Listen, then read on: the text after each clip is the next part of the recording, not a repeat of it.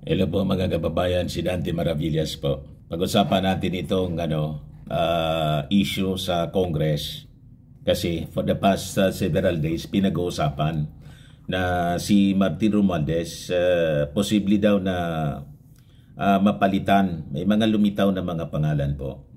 Kasama doon si Toby Chanco, yung campaign manager ng Alyansa ng Bagong Pilipinas.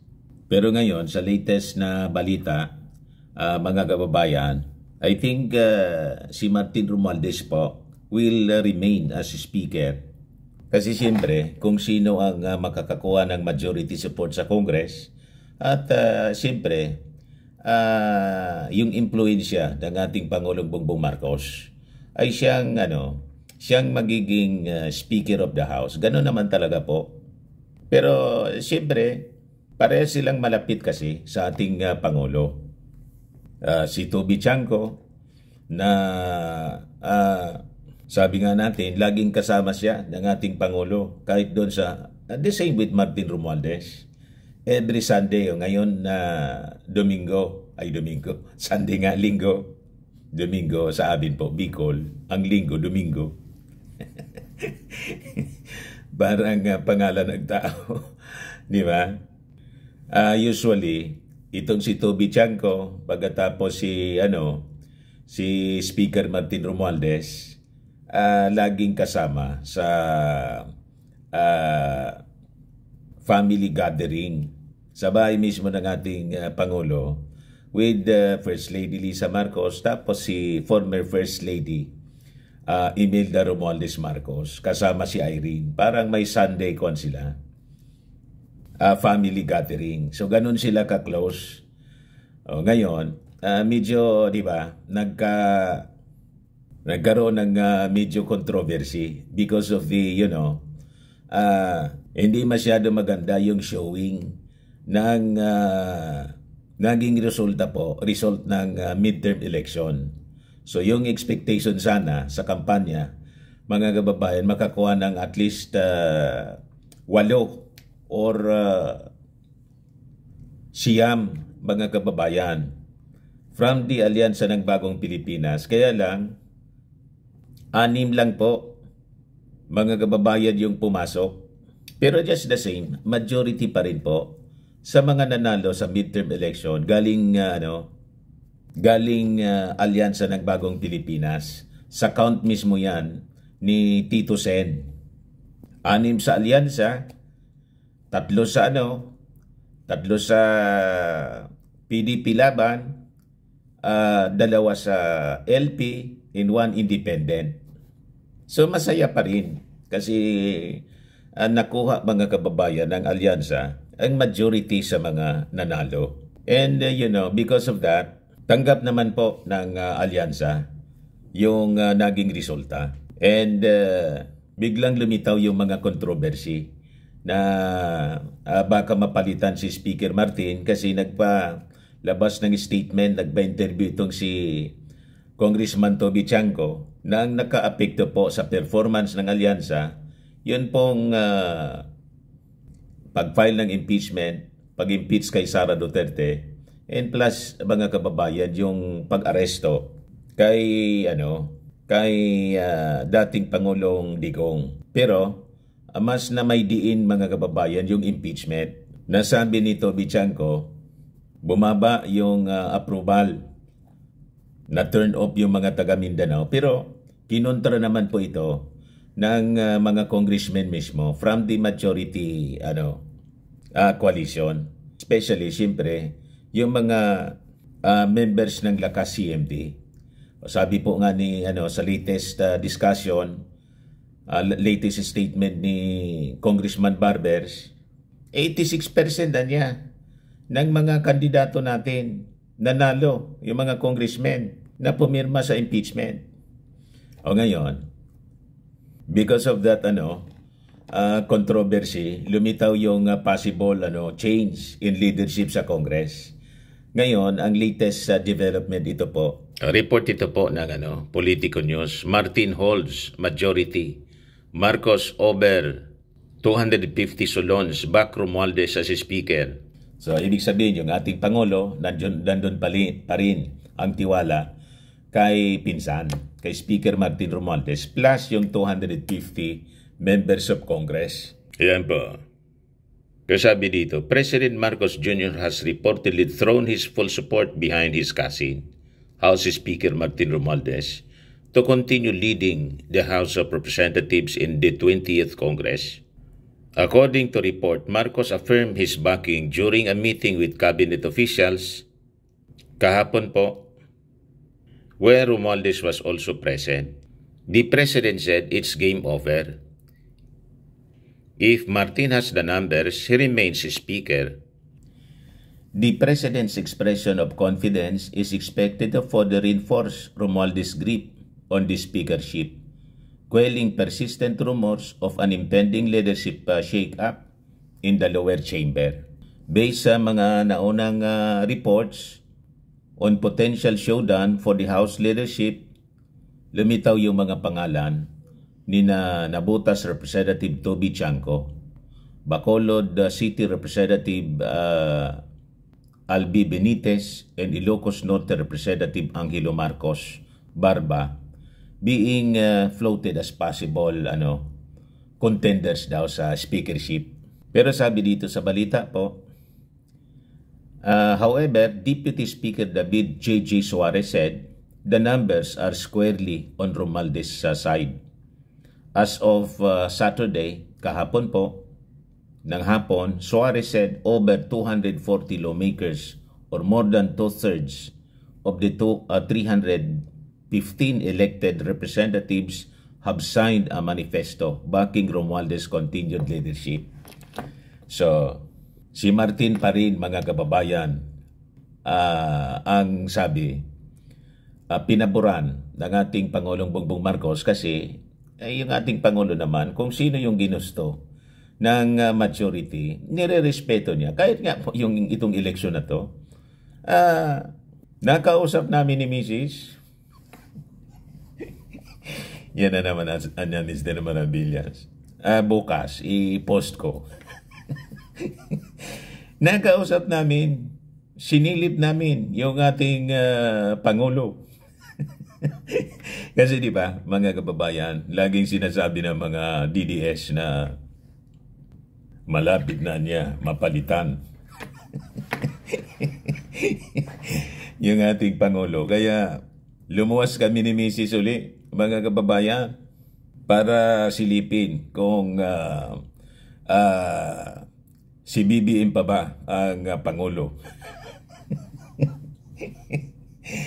Confirm. Ano niya, Mr. Maravillas, na confirm? Confirm. Kausap ni pinsan.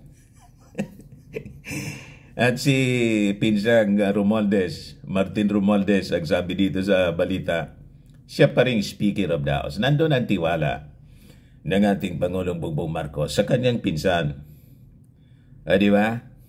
At sabi ko nga, mga kababayan, sa leadership ni Martin Romualdez sa Congress, ngayon lang nangyari na napakataas ng approval ratings po ng Congress. Kasi po talagang tutok sa trabaho. And without the Congress investigation po, itong mga anomalya sa paggamit ng pondo, lalo na po sa confidential funds, hindi po sana sisingaw. You see? So, ganon. So, sabi dito, this is not just about party politics. It's about unity, output, in trust in Speaker's steady hand and principled leadership. Yan naman talaga po ang nakikita natin. Totoong-totoo po ito. So sabi dito, mga kababayan, at least 250 to as many as 280 na mga members ng Congress have given their vote of confidence kay Martin Romualdez. Kaya tuloy-tuloy, I think, yung pagiging speaker niya, until 2028 po. Tapos pag 2028 si Martin po ang possible successor. O di ba? Yung mga dilawan, sige na po ang plano ngayon. Ang binupos nila na maging possible contender si Bam Aquino, si Kiko Pangilinan siguro, si Risa Ontiveros. Yan na yung pinofloat nilang mga pangalan. Masyado na silang excited. Si Raffy Tulfo, mga kababayan. At siyempre sa parte ng mga Duterte, yung mga DDS, wala man sila ibang contender. Yan kung hindi po ma-impeach si Sara Duterte po. Ma-convict sa impeachment trial, na-impeach na siya ng Congress. Pero pag pag halimbawa na-convict si Sara Duterte, wala na. Wala na sa equation ang mga Duterte. So ang magiging labanan po, Marcos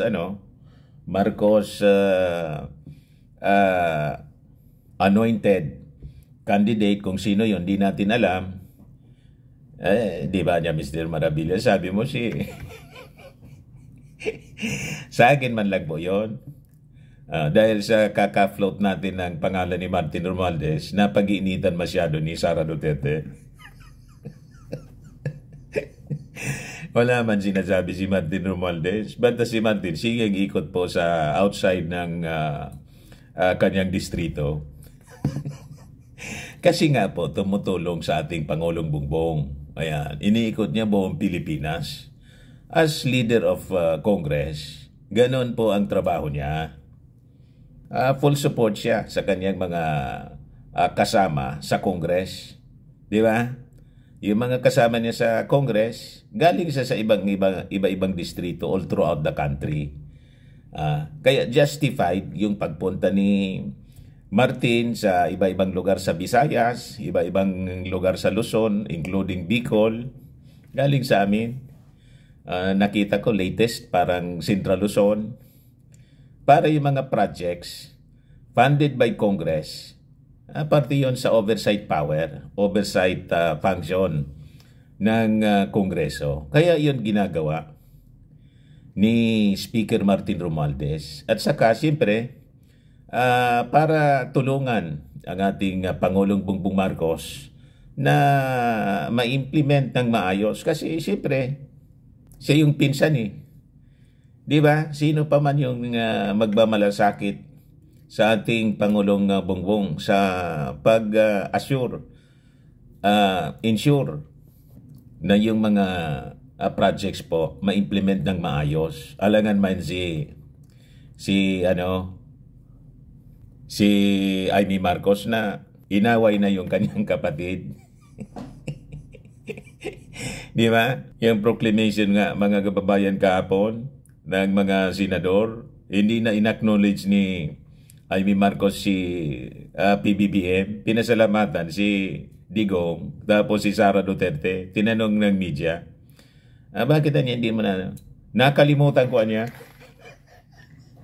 Kinalimutan. Tingnan ko po. Ito si Amy, suot-suot yung polo barong ng kanyang tatay, dating Pangulong Ferdinand Idralin Marcos. Ito, sabi sa report ng Manila Bulletin, Senator-elect Amy Marcos did not mention her brother President Marcos in her speech where she thanked her mother, former First Lady Imelda Marcos, former President Duterte, and VP Sara Duterte after a proclamation. Ay, nakalimutan ko na, sabi ni Amy Marcos nang tanungin siya kung bakit hindi na na-mention yung kanyang kapatid.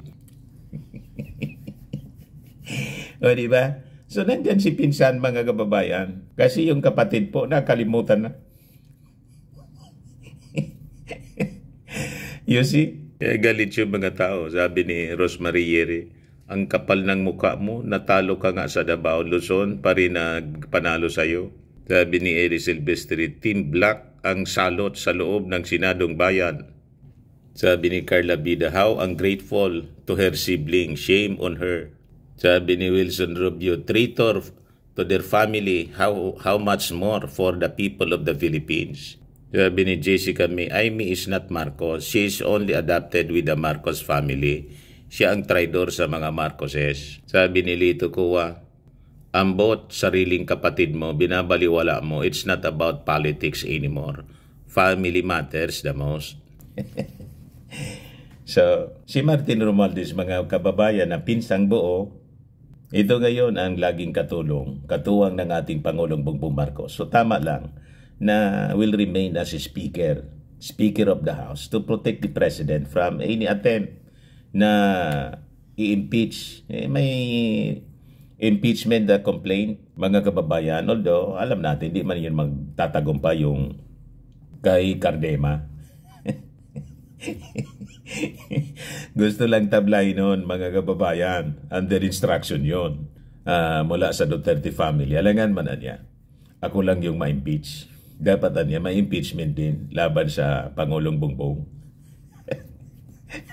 O diba? Ayan si Jaime. Tignan mo ang mata.